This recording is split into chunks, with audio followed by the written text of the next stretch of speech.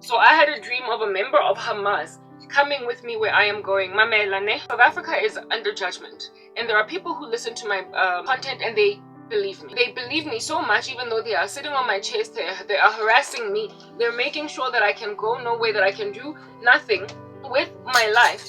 Okay? However, they are convinced of the prophecies that I have given. I've made it clear in my videos that the Lord has shown me that this nation is under judgment, that there is nothing that anyone can do about the impending judgment.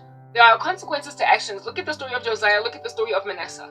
There is nothing that the present generation of South Africans can do to stay God's wrath from the land and what's about to come, because the damage is already deep. It's gone in too far, and having it gone too far, I and people like me cannot get to everyone on time to essentially just stop the gangrene that is metastasizing in the country. It's too little too late. They've buried too many Christians and there's too much apostasy. So corruption will continue to eat the country away like rot on wood. Corruption will continue to do that. And so ultimately the country is going to be so insufferable that Gen Zs will stage a most mammoth civil war that's going to render the country unrecognizable.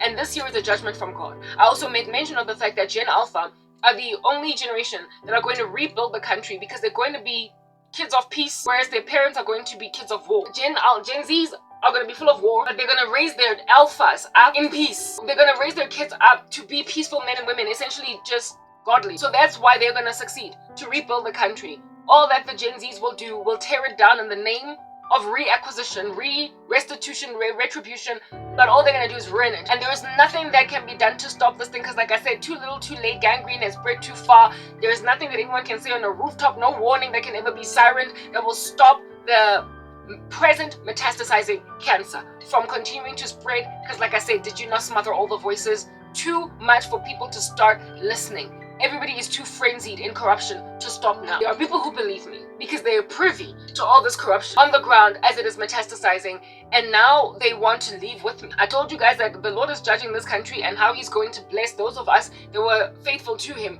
this entire time as it is falling apart is by moving us, putting us in the diaspora. And I'm moving, and I had a dream of some dude wa Hamas with me at the airport as I was out here emigrating the country, leaving South Africa.